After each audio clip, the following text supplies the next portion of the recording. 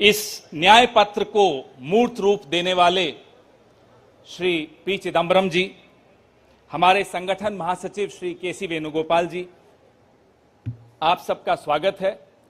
सर्वप्रथम वेणुगोपाल जी सबका स्वागत करेंगे।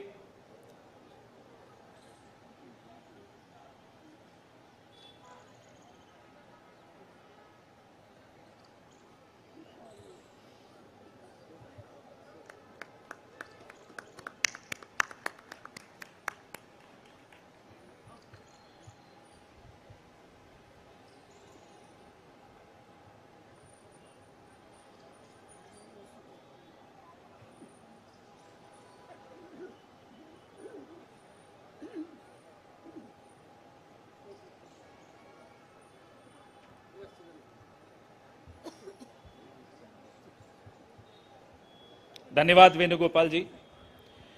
साथियों, हमारे नेतृत्व के लिए और हमारी पार्टी के लिए न्याय केवल एक शब्द नहीं है, न्याय संघर्ष है, न्याय तपस्या है और न्याय हक है। सबसे पहले इस कार्यक्रम को आगे बढ़ाते हुए हम न्याय पत्र का विमोचन करेंगे, उसको जारी करेंगे। मैं माननीय कांग्रेस अध्यक्ष श्री मल्लिकार्जुन खड़गे साहब से आग्रह करूंगा कि वो न्याय पत्र को जारी करें।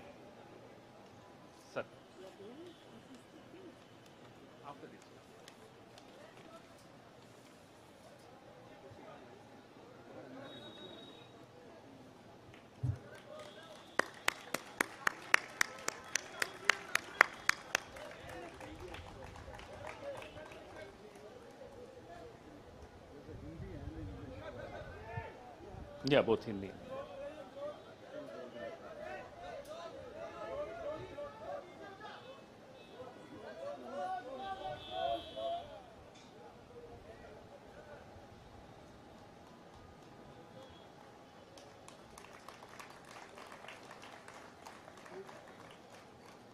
धन्यवाद।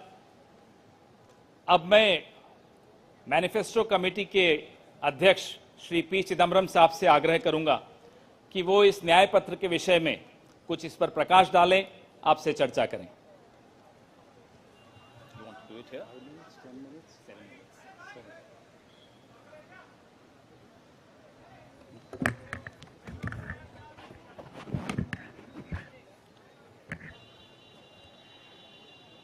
Honorable Congress President, Honorable former Congress President Srimati Sonia Ji, Honorable former Congress President Shri Rahul Ji, General Secretary Shri K.C. Venugopal, members of the Congress Working Committee, senior leaders of the Congress, Karyakartas of the Congress, members of the media. I'm thankful to the Congress President for releasing the Congress Manifesto for the 2024 elections. Earlier, the draft Congress Manifesto was thoroughly discussed in the Congress Working Committee. The recommendations of the members of the Congress Working Committee were taken into consideration, and with the final approval of the Congress President, some changes were made to the draft manifesto. And what we have today is the final manifesto approved by the Congress Working Committee and the Congress President. The broad theme of the manifesto is justice. Every aspect of justice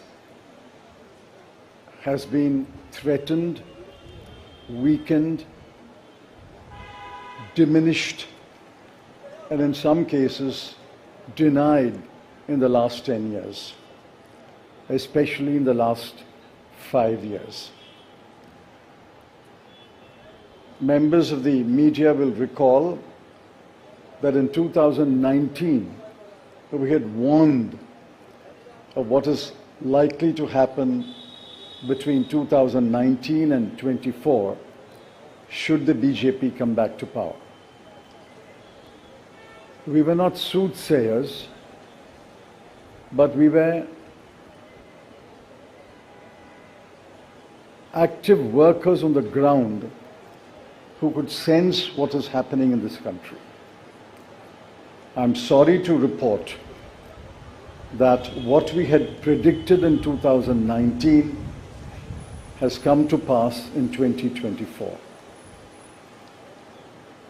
We had said institutions will be diminished or captured.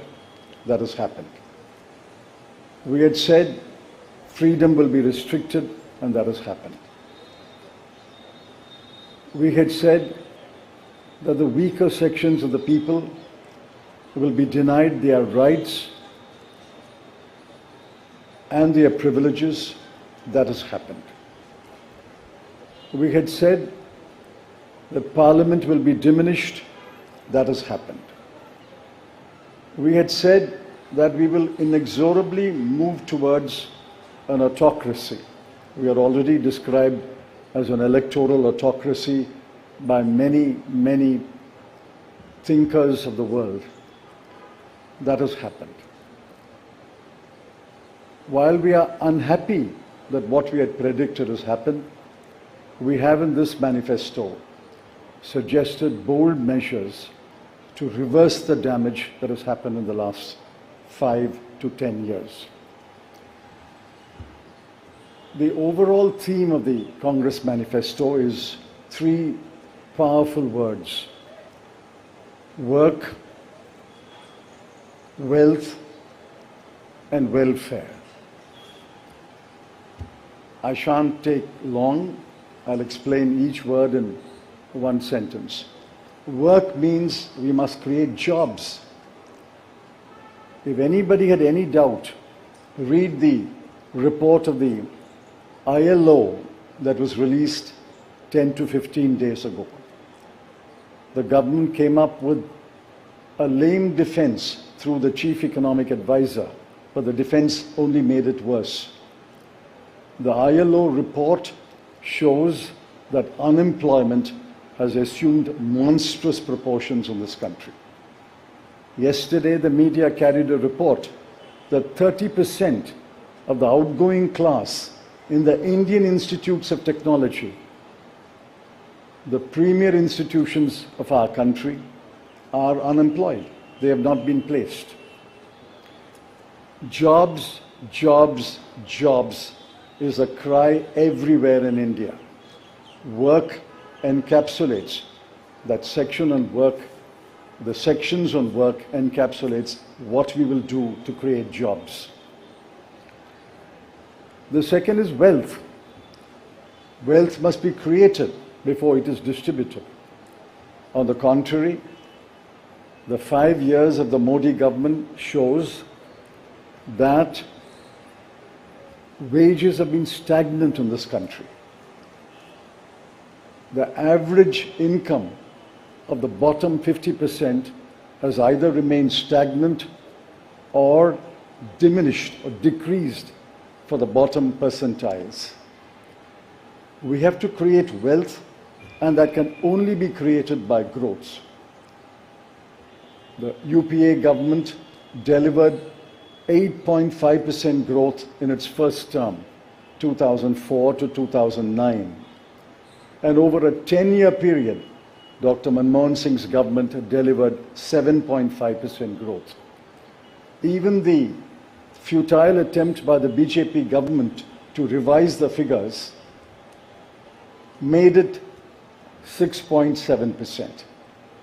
But over the last 10 years, the average growth is only 5.8, and if you count the year that ended on 31st March, given the inflated figures, it will still be 5.9.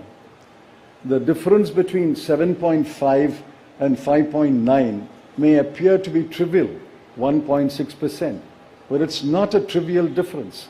It is a difference that makes between a moderately slowing economy and a robust economy. So the second broad theme is wealth.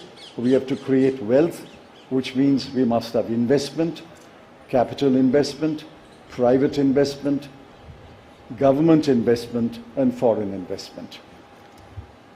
Once we create jobs and once we set in motion policies that will create wealth, this country will go back to the high growth path of the UPA governments. The third section, which addresses many aspects of justice, is welfare. So work, creating wealth, which results in welfare. The welfare of whom? I have always accused the BJP government, the Modi government, is a government of the rich, by the rich, and for the rich. This government is driven only by the interests of the top 1% of this country. But we have to look at the bottom 50%. The bottom of the pyramid, the bottom 50% is as important as those who are well off. And in the bottom 50%, as we go down the ladder, the bottom 20% are extremely poor. It has been estimated that 23 crore people are still poor in this country.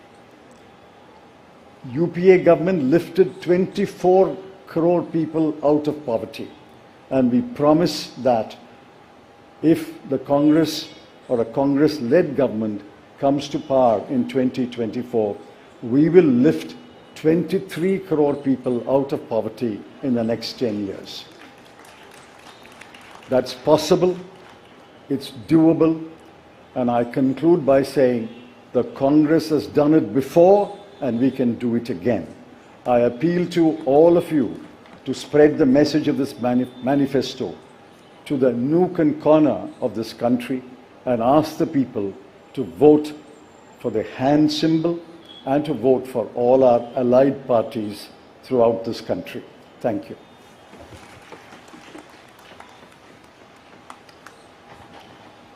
धन्यवाद चिदम्बरम साहब। मैं माननीय राष्ट्रीय अध्यक्ष श्री मल्लिकार्जुन खड़गे साहब से आग्रह करूंगा कि वो 2 शब्द कहें।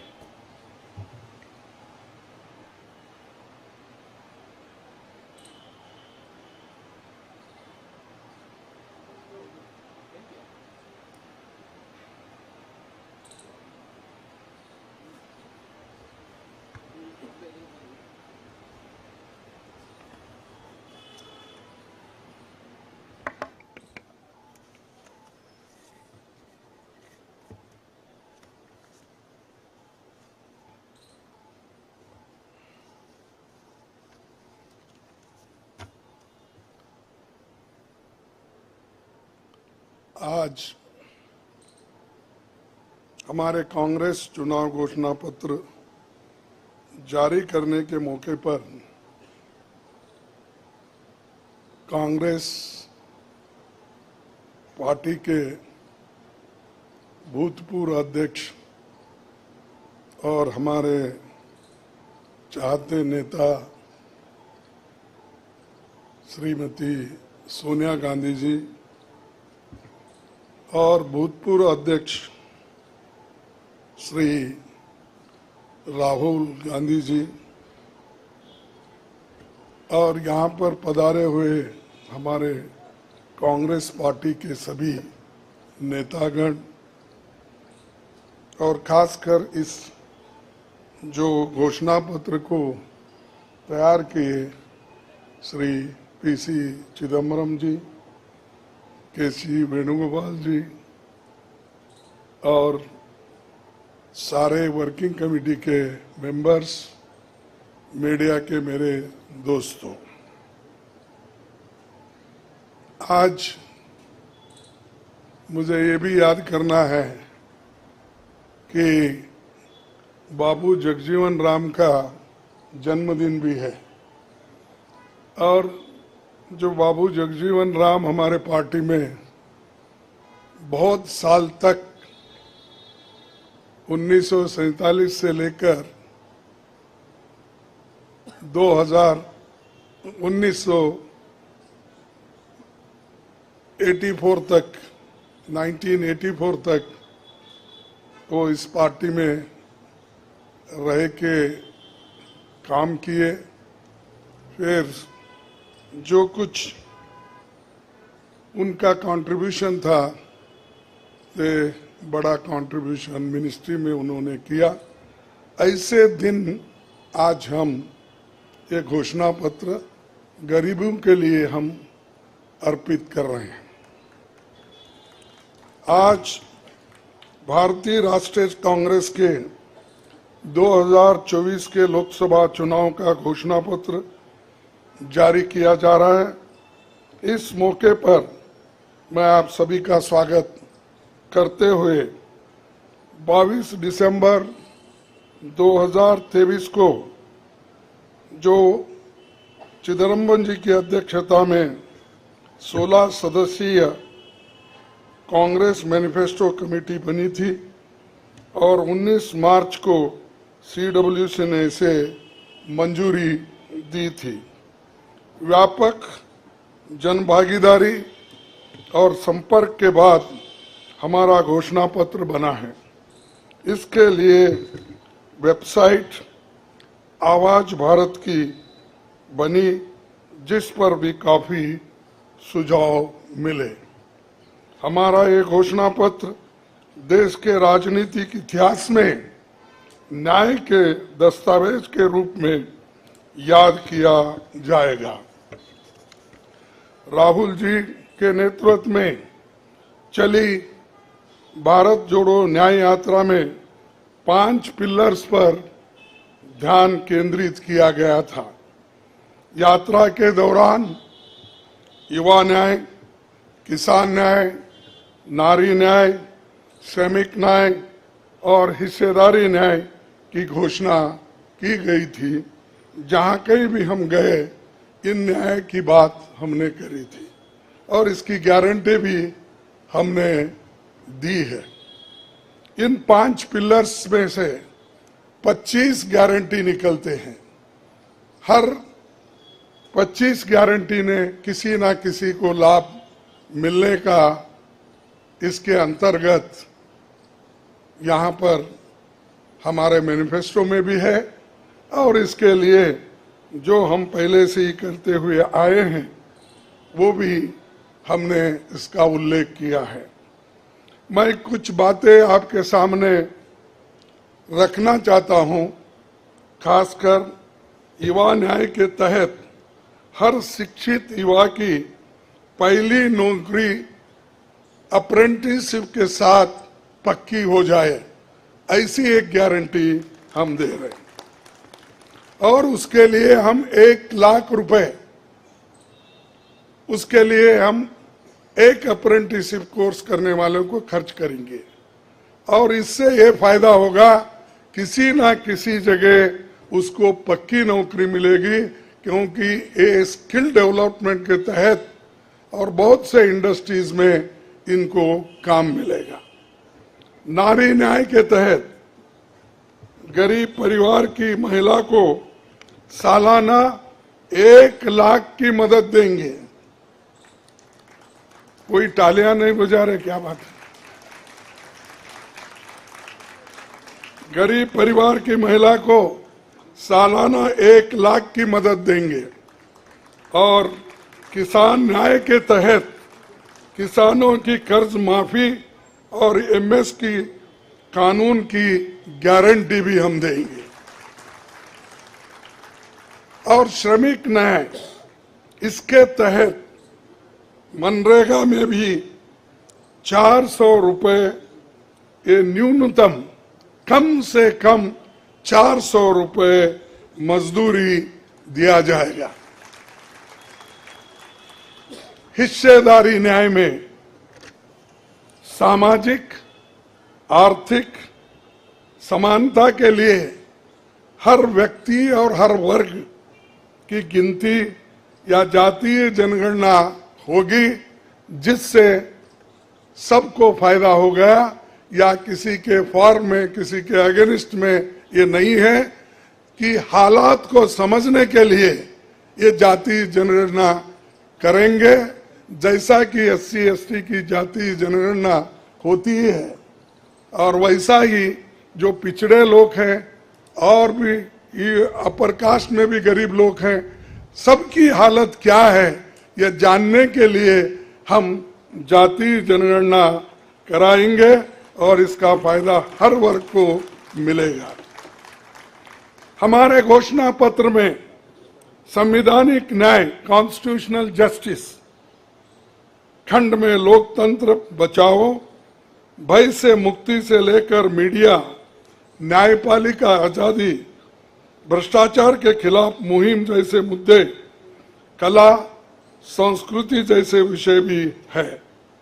आर्थिक न्याय इकोनॉमिक जस्टिस खंड में आर्थिक नीतियों, बेरोजगारी, टैक्सेशन और टैक्स रिफॉर्म्स, ये सारी चीजें उसमें हम लाएंगे। इंडस्ट्री और इंफ्रास्ट्रक्चर पर ठोस काम हम करेंगे। राज्य न्याय जस्टिस फॉर द स्टेट्स में संघीय विकास पूर्वोत्तर भारत पर रोशनी हम डाले हैं और जहां कहीं भी फेडरल स्ट्रक्चर को धोखा होगा हम उस वक्त अपनी आवाज उनके साथ भी उठाएंगे और जब हमारी गवर्नमेंट आएगी तो उनको बराबरी का हिस्सा देंगे और ताकि वो पैसे के लिए तरस न हो, चाहे वो ड्रॉट हो, फ्लड हो, डिसास्टर्स हो, इसके लिए नेचुरल डिसास्टर, इन सब के लिए फेडरल गवर्नमेंट को कानून के तहत जो मदद मिलना चाहिए वो हम जरूर उनको दिलाएंगे। उसी के साथ देश की प्रतीक्षा और आंतरिक सुरक्षा के महत्व को ध्यान में रखकर रक्षा न्याय की भी खंड है जिसमें विदेश नीति भी है और विदेश नीति हमारी अब तक सफल हुई है और उसी नीति पे अगर ये लोग काम करते थे और ठीक ढंग से चलते थे और बहुत से मुश्किल हमको आज जो आ रहे हैं वो कभी नहीं आते थे। तो इसीलिए हम अपना रक्षा न्याय का देश की रक्षा के लिए पूरा हम काम करेंगे। आखिरी एक महत्व का बिंदु पर्यावरण न्याय भी देंगे। आप सभी से मैं अनुरोध करूंगा कि घोषणा पत्र को बारीकी से देखें, पढ़के इसमें आपको भविष्य के भारत की शानदार नया तस्वीर दिखेगा और इसके लिए आप ठीक ढंग से आप काम कर सकते हो। आजादी के बाद 1951-52 में चुनावों से राजनीतिक दल घोषणा पत्र जारी करते समय बहुत से दावे करते हैं लोग, पर कांग्रेस हमेशा जमीनी हकीकत पर चलती है।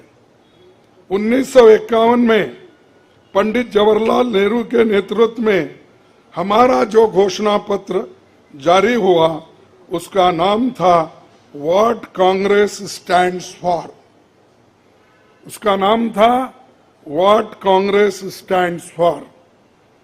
पहले घोषणा पत्र को लेकर ये टिप्पणी की गई थी, no exaggerated claims were made, no ambitious plans to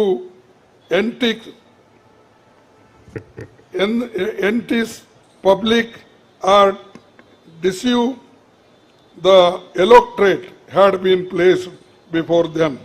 A realistic view of what was capable of achievement and implementation alone was presented. ये पंडित जवाहरलाल नेहरू जी के जमाने में घोषणा पत्र दी थी जो रियलिस्टिक है, जो ग्राउंड लेवल पे हम कर सकते हैं, उसी के बारे में उन्होंने बोला था।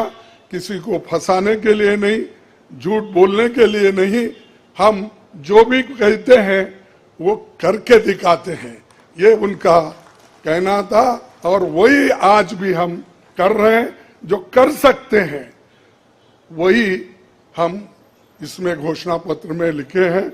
और बहुत से हमारे विद्वानों से भी हम बात किए हैं कि इसमें क्या कर सकते क्या नहीं कर सकते, उनके सलाह के मुताबिक ही आज हमने ये सारी चीजें आपके सामने रखे हैं।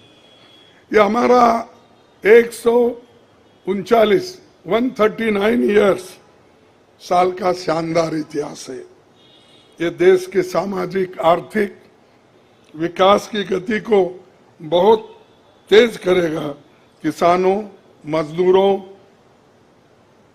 और महिलाओं, युवाओं, गरीबों, वंचित तबकों के विकास के जो बंद दरवाजे हम खोलेंगे, क्योंकि ये मोदी सरकार में ये सारे दरवाजे गरीबों के लिए, महिलाओं के लिए, युवाओं के लिए बंद है।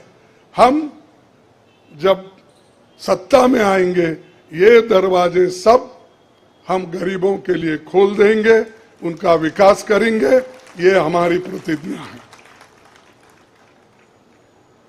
डॉक्टर मोदी जी, डॉक्टर मनमोहन सिंह के नेतृत्व वाली हमारी यूपीए सरकार की बहुत आलोचना करते हैं, लेकिन उस 10 साल में हमने MNREGA, right to education, RTI, खाद्य सुरक्षा, वनाधिकार, भूमि अधिग्रहण कानून और रेहड़ी पटरी वालों की अधिकार समेत कई कदम हमने उठाया है। और उसकी जो कर्ता धर्ता है श्रीमती सोनिया गांधी जी यहाँ पर मौजूद है।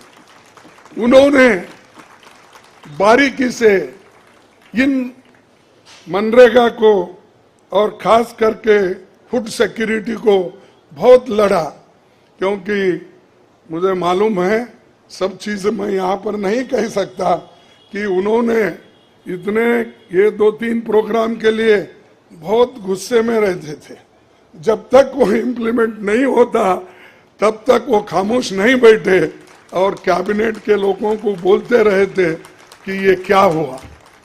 जब हुआ तब वो भी खुशी मना लिए और हम भी लोग बोले कि भाई ठीक हो गया। और जब बाहर इसका गया कि जो ये मनरेगा का, फूड सिक्योरिटी का और कंपलसरी एजुकेशन का ये जो संदेश बाहर गया, तब लोग सभी खुश होने लगे, सभी बोलने लगे ये बहुत अच्छा यूपीए गवर्नमेंट ने किया, सोनिया गांधी जी ने किया।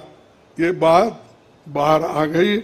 इसीलिए ये हमारा जो पहले से गरीबों के लिए वायदे थे वो हम पूरे करेंगे।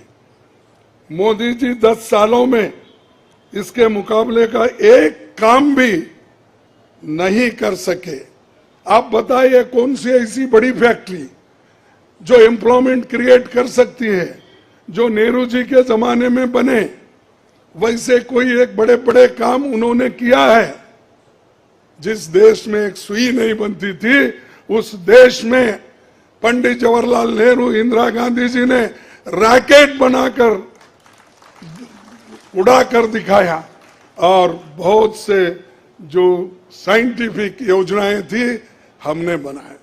अब मोदी जी के जमाने में तो गालियां देने का छोड़ के दूसरा तो मैं नहीं सुना। और उसके अगर कोई छुपे हुए काम है तो मेरे को बताओ, ताकि मैं भी उसकी प्रशंसा करूंगा। लेकिन आज हम गारंटी जो भी दे रहे हैं, हम चंद स्टेट में करके दिखाए हैं। हिमाचल में करके दिखाए, कर्नाटक में करके दिखाए, तेलंगाना में करके दिखाए, जहां कहीं भी हमारी सरकार है। और राजस्थान में भी हमने कई नई चीजें की, वहां भी करके दिखाए। तो ये हम जो कहते हैं, मैं पहले ही कहा, वो हम करते हैं। और हम डरते नहीं करने के लिए, हमारा कितना भी नुकसान हो लेकिन गरीबों के लिए हम करते रहते हैं। ये हमारा पहले से कार्यक्रम है। और मैं चंद बातें इस मौके पर थोड़ी देर हो गई तो क्षमा चाहता हूं। मैं चंद बातें आपके सामने रखना जरूरी समझता हूं। और आज क्या हो रहा है, विपक्षी नेताओं को जेल में बंद किया जा रहा है।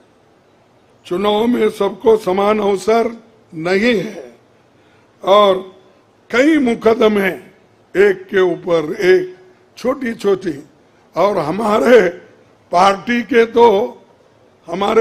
के ऊपर इतना बड़ा जुल्म किया और इतने हमारे को पेनल्टीज डाले।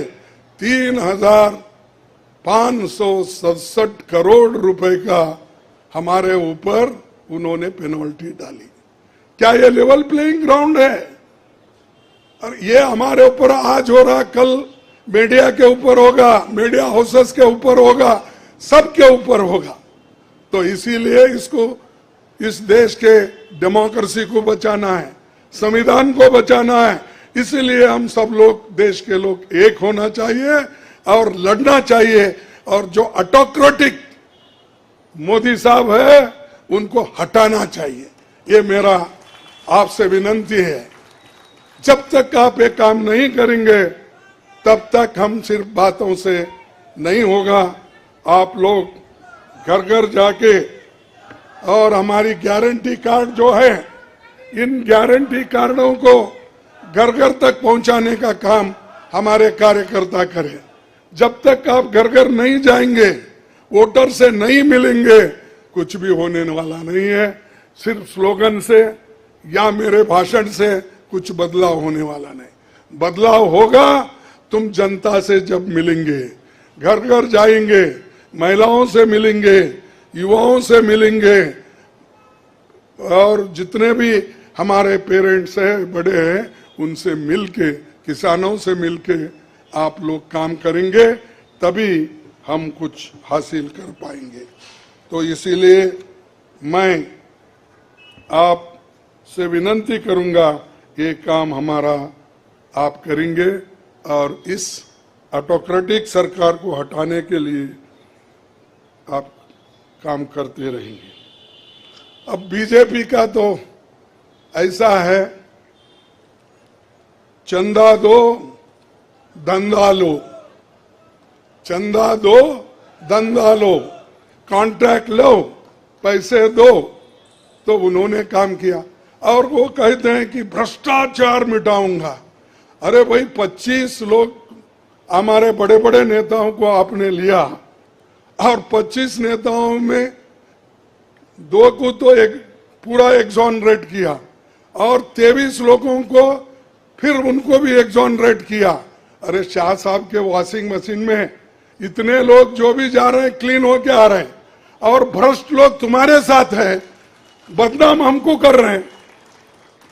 मेरे पास तो नहीं है ना, मेरे पास जब तक थे तो आपने बोला वो भ्रष्ट है, फिर आप वो क्लीन कैसा हो गए, प्रामाणिक कैसा हो गए, ठीक कैसा हो गए? तो ये खुद ही इधर डराते हैं, उधर सब चोरों को लेते हैं। तो ये मेरा कहना है। इसीलिए आप इस बात को सोचिए, और हम सालों से गरीबों की सेवा करते हुए आए हैं, आगे भी हम करते रहेंगे। और जितने भी उन्होंने काम किया, मैं यहाँ गिनता नहीं, क्योंकि रेलवे में क्या किया, इन्फ्लेशन का क्या किया, अनएम्प्लॉयमेंट का क्या किया, ये सारे अगर बोलते कहूँ तो आप भी थक जाएंगे। तो इसीलिए मैं ज़्यादा नहीं बोलता। आप सबको मालूम है और हमारे पूरे इलेक्शन मैनिफेस्टो में वो चीज़ वहाँ पर है। इसीलिए आप तमाम को मैं धन्यवाद अर्पित करता हूँ कि आप ऐसे वक्त जो हमको साथ दे रहे हैं, जिस वक्त लोग डर डर के चंद लोग भाग जा रहे हैं। वो डरने वाले कौन है? जो आदमी कुछ चोरी करता है वही डरता है। जो आदमी ठीक है, अपने उसूलों पे खड़ा है, उसको कोई नहीं डराता। अगर डराएगा तो भी वो उसूलों पे ठहरे हुए लोग डरेंगे नहीं। तो इसीलिए हम लोग डरने वाले नहीं। हमारे नेता श्रीमती सोनिया गांधी जी, राहुल गांधी जी, डर उनमें नहीं है और डर का नाम भी नहीं है, और डर ये शब्द उनके पास नजदीक आता नहीं। वो डर सिर्फ मोदी को है, क्योंकि वो हमारे लोगों को ले लेके 400 पार बोलते फिर रहा है। अरे मणिपुर जैसे एरिया में नहीं जा सके, देश में विदेश में 14 फेरियां लगाए, देश में इलेक्शन का प्रचार सरकारी फंड से किया गया, सरकारी वैन से किया गया, लेकिन मणिपुर वो देखे नहीं। क्यों नहीं गए भाई? आपकी तो 56 इंच की छाती है, आपको डर कुछ भी नहीं है। हाँ, आप जा सकते हैं, लेकिन वहां हमारे नेता राहुल गांधी जी जा सकते हैं लोगों के साथ। आप क्यों नहीं जा सकते? क्योंकि आपको डर है, और डरने वाला आदमी देश की भलाई कभी नहीं करता।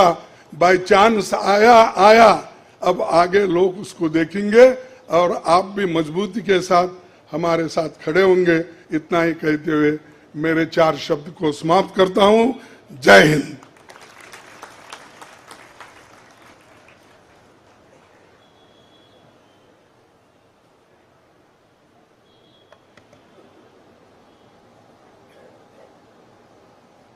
धन्यवाद खड़गे साहब। मीडिया के मित्रों, आपके मोबाइल पर सॉफ्ट कॉपी हिंदी और अंग्रेजी की हमारे न्याय पत्र की पहुंच चुकी है। कार्यक्रम के पश्चात उसकी फिजिकल कॉपी भी आपको दे दी जाएगी। कार्यक्रम को आगे बढ़ाते हुए अब 10 मिनट आपके सवाल जवाब होंगे और इसमें अनुशासन रखिएगा। सबसे पहले एजेंसीज को मौका दिया जाएगा, तो एएनआई सबसे पहले अपना सवाल पूछे।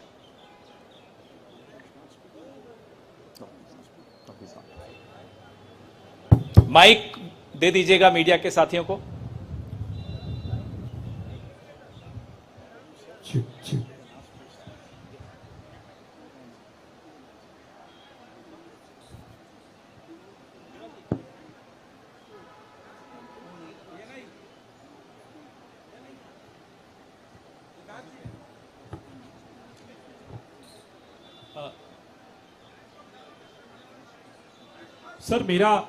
सर मैं सिद्धार्थ हूँ एएनआई से।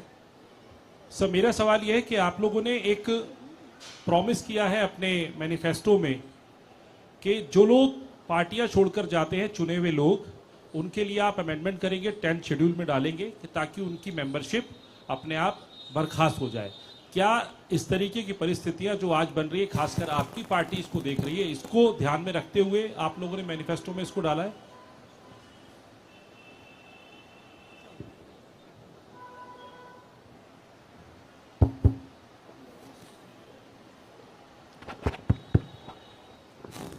You are asking about the anti-defection law, which is now in the 10th schedule. Over the years, political parties, especially defectors, have exposed the limitations of the 10th schedule. So the 10th schedule has to be amended. Check. What is he saying? The 10th schedule is to be amended. Our position is that moment a defection takes place, he should be instantly disqualified.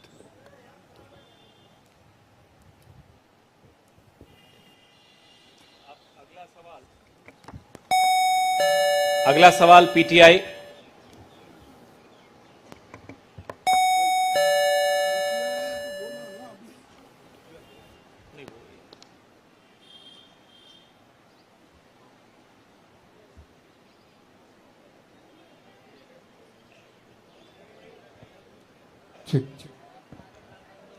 Sir, the focus of the manifesto is on the 25 guarantees that the Congress has already announced. So will this election be a fight between Congress's guarantees and Modi ki guarantee?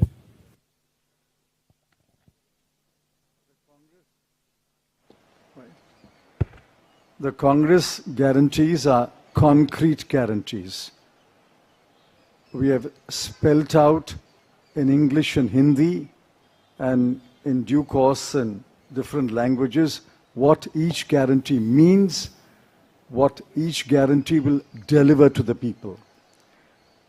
Mr. Modi's guarantees are only in order to ensure that he is guaranteed a third-term job. Where is the guarantee? What happened to the guarantee of 2 crore jobs?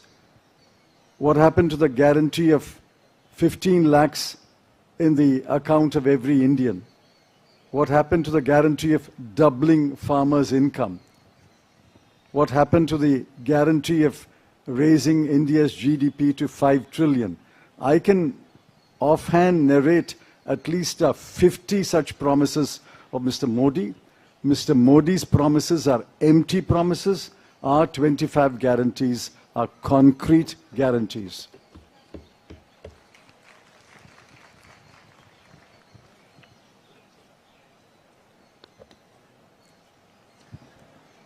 Good afternoon. I agree with what Mr. Chidambaram ji said. But this election is about those who are trying to destroy the Constitution and destroy democracy in this country versus those who are trying to protect the Constitution and protect democracy in this country. We do believe that it is very important, once this fight is won, that we look after the interests of the vast majority of our people, that India is not run for 2 or 3 large conglomerates, large businesses, that it is run for the vast majority of people, that we are not a nation of monopolies, we are a nation where there is fair competition among businesses. So I think it's important to understand that this election is a fundamentally different election. I don't think democracy has been as much at risk, the Constitution has been as much at risk as it is today. In Hindi, sir. ये जो चिदम्बरम जी ने कहा उससे मैं सहमत हूं, मगर ये जो चुनाव है ये लोकतंत्र को और संविधान को बचाने का चुनाव है। एक तरफ एनडीए नरेंद्र मोदी जी जो कॉन्स्टिट्यूशन पर आक्रमण कर रहे हैं,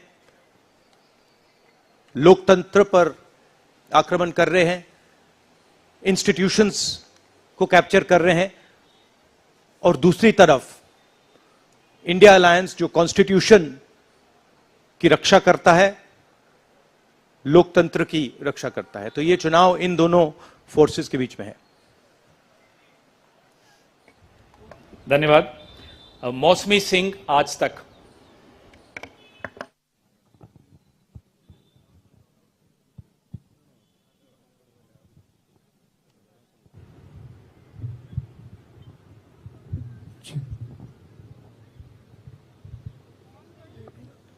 Rahul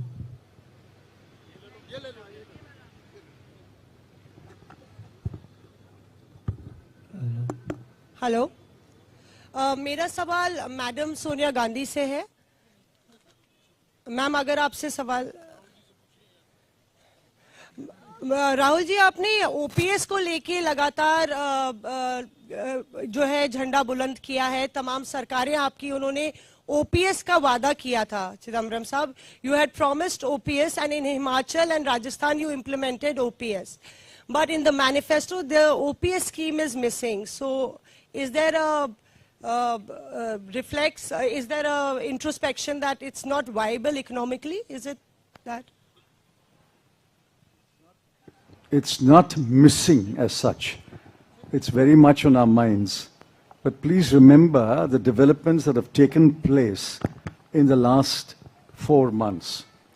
The government has appointed a committee headed by the Finance Secretary to review the NPS and the demand for OPS, and to find a way in which the objectives of OPS can be financed by a funded pension scheme.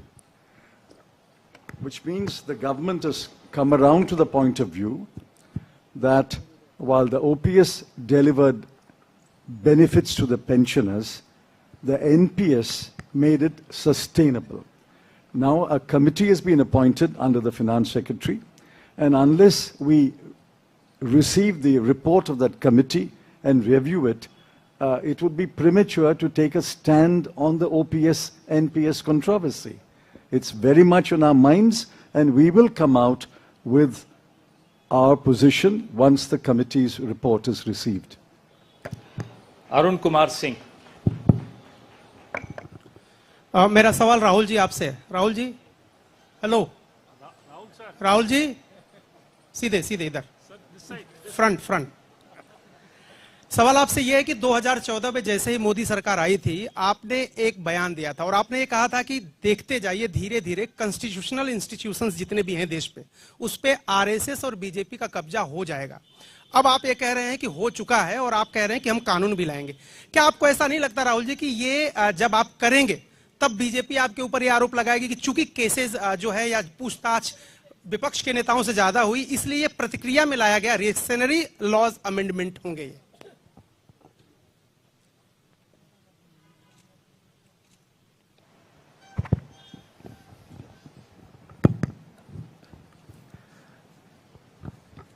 सबसे पहले यह समझना होगा कि हिंदुस्तान के राजनीतिक structure में हो क्या रहा है। आरएसएस ने और बीजेपी ने और खासतौर से नरेंद्र मोदी जी ने जो स्ट्रैटेजी बनाई है, उसका फाउंडेशन क्या है, उसकी नींव क्या है, सबसे पहले यह समझना है। नरेंद्र मोदी जी ने जैसे अदानी जी की मोनोपोली है पोर्ट्स पर, इंफ्रास्ट्रक्चर पर, डिफेंस में, वैसे नरेंद्र मोदी जी ने पॉलिटिकल फाइनेंस की मोनोपोली बनाई है। कैसे बनाई है? ED, CBI, income tax department का प्रयोग करके। अगर आप बॉन्ड स्कीम्स को देखें तो उसमें साफ दिख जाता है कि नरेंद्र मोदी जी ने, बीजेपी ने एक प्रकार से पॉलिटिकल फंडिंग एक्सटॉर्शन से, धमकी से, प्रेशर से बनाई है। खारगे जी ने कहा जो भी भ्रष्ट हैं वो सब बीजेपी में जा रहे हैं। उसका कारण है क्योंकि नरेंद्र मोदी जी चाहते हैं कि पॉलिटिकल फाइनेंस की मोनोपोली उनके हाथों में हो। अब हमारे बैंक अकाउंट बंद कर दिए, हमारे पास ओरिजिनल रास्ता जो था वही हमारा रास्ता है। हम जनता के साथ जाकर मिलकर उनके लिए लड़ते हैं। ये जो मैनिफेस्टो बना है, ये मैनिफेस्टो कांग्रेस पार्टी ने नहीं बनाया है। यह मैनिफेस्टो हिंदुस्तान की जनता ने बनाया है। हमने सिर्फ इसको लिखा है, ठीक है, और हमने सिर्फ इसको लिखा है। जो किसानों ने हमें बताया, खारगे जी को बताया, मुझे बताया, बाकी नेताओं को बताया, वो हमने लिखा है। चाहे वो रोजगार की बात हो, चाहे वो कॉन्ट्रैक्ट लेबर की बात हो, हजारों लोगों से बात करके हमने ये हिंदुस्तान की आवाज है, ये लिखी है। मगर जो राजनीति में आज हो रहा है वो क्लियर है कि सब पार्टीज को नरेंद्र मोदी, ईडी, सीबीआई, इन इंस्टीट्यूशंस को कैप्चर करके फाइनेंशियली मोनोपोली बना रहे हैं अपनी। और चुनाव के बाद रियलिटी है कि ये जो फाइनेंशियल मोनोपोली बड़ी इंटरेस्टिंग चीज है, क्योंकि सारा इंफॉर्मेशन, सारा का सारा इंफॉर्मेशन, किससे एक्सटॉर्शन किया है, किसको कॉन्ट्रैक्ट दिया है, कॉन्ट्रैक्ट देने के बाद उसने कितना पैसा दिया है, वो पूरी ब्लूप्रिंट, पूरी की पूरी ब्लूप्रिंट इलेक्टोरल बॉन्ड्स में लिखी हुई है। तो नरेंद्र मोदी जी ने आज नहीं तो कल ऑपोजिशन को पूरी chargesheet, proof sheet electoral bonds के थ्रू पकड़ा दी है। तो इसीलिए थोड़ा टेरर हो रहा है उनको, इसीलिए नंबर निकला है 400 पार। इसलिए ये महाराष्ट्र में हमारे नेता ले जा रहे हैं, हरियाणा में सब जगह हमारे नेता ले जा रहे हैं, क्योंकि इनको लग रहा है कि भैया अगर 400 पार नहीं 180 हो गई, 160 हो गई, 140 हो गई तो नैया पार हो जाएगी। Thank you. आशीष सिंह।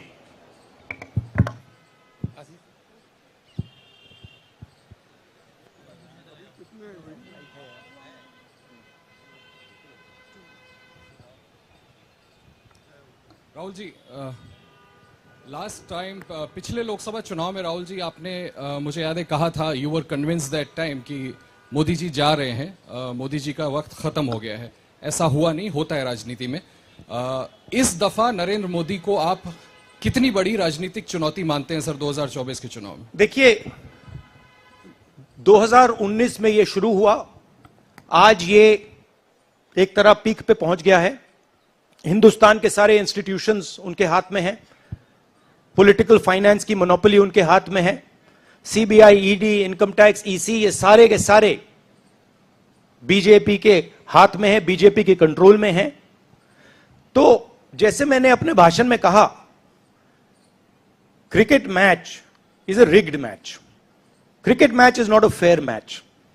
उसमें चाहे सोशल मीडिया की बात करें, आप हमारे नेताओं के, ऑपोजिशन नेताओं के सोशल मीडिया देख लीजिए, मेरा यूट्यूब देख लीजिए, मेरा फेस टाइम देख लीजिए, फेसबुक देख लीजिए, इंस्टाग्राम देख लीजिए, तो ये सारा का सारा स्ट्रक्चर कंट्रोल्ड है, रिग्ड है। इसलिए बहुत जरूरी है कि जनता इस बात को समझे कि ये नॉर्मल चुनाव नहीं है, ये लोकतंत्र को बचाने का, संविधान को बचाने का चुनाव है, और इसको लड़ना और जीतना बहुत जरूरी है। ये चुनाव 2-3%, 5% और बाकी हिंदुस्तान के बीच में चुनाव है, और जो बाकी हिंदुस्तान चाहता है वो इस मैनिफेस्टो में है, और जो 2% चाहता है, जो अदानी जी चाहते हैं, वो आप उनका मैनिफेस्टो देख लीजिए, आपको पता लग जाएगा, उसमें उनकी रिक्वेस्ट लिस्ट पूरी की पूरी आपको मिल जाएगी।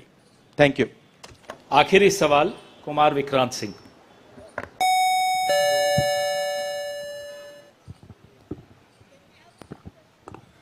राहुल जी, 2009 में आपको भी याद होगा, उस वक्त मैनिफेस्टो में 2 तस्वीरें थी, मनमोहन सिंह जी की और सोनिया गांधी जी की। पूछा गया था पीएम कैंडिडेट कौन होगा, सोनिया जी ने अपनी तस्वीर छुपा ली थी। आज 2 तस्वीरें हैं, राहुल गांधी जी की और खड़गे जी की। कोई तस्वीर छुपाएंगे, कोई दिखाएंगे? नहीं, ये आप बड़े डिस्ट्रैक्शन वाले क्वेश्चन पूछते हो। देखिए, इंडिया गठबंधन में डिसीजन लिया गया है कि हम मिलकर एक साथ आइडियोलॉजिकल चुनाव लड़ रहे हैं। चुनाव जीतने के बाद लीडर कौन होगा, प्राइम मिनिस्टर कौन होगा, वो पूरा का पूरा जो कोलिशन है वो मिलकर डिसाइड करेगा। Thank you. धन्यवाद। अब कार्यक्रम की समाप्ति से पहले श्री केसी वेणुगोपाल कल के कार्यक्रम के विषय में आपसे 2 शब्द कहेंगे। Dear friends, today we are already released the... Brother, he wants South media chance. इन्हें माइक दीजिए, जो साउथ इंडिया से हमारे जो साथी हैं, और ये आखिरी सवाल होगा। चिक चिक।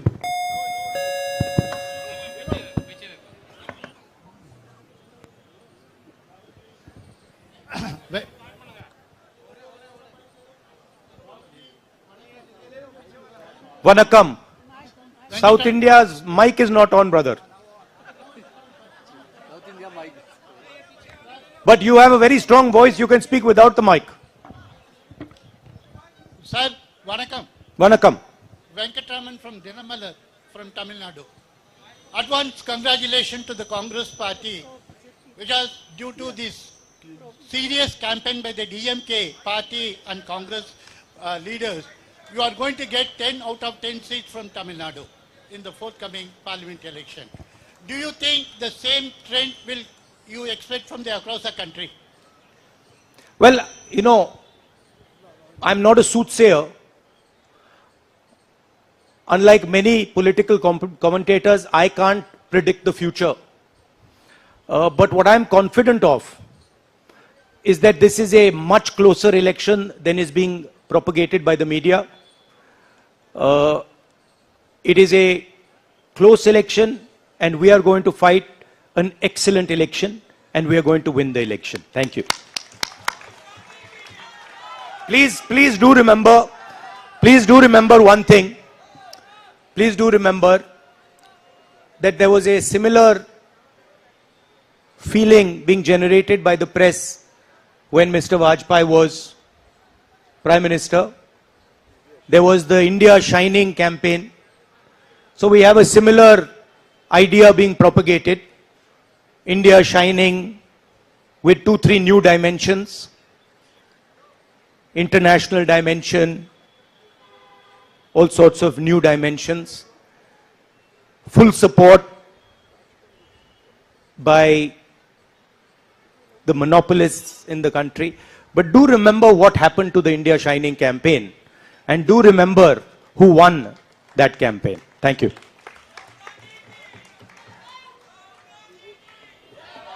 Dear friends, today already we released the Congress Manifesto of 2024. Tomorrow in 2 places we are launching the manifesto with huge rallies.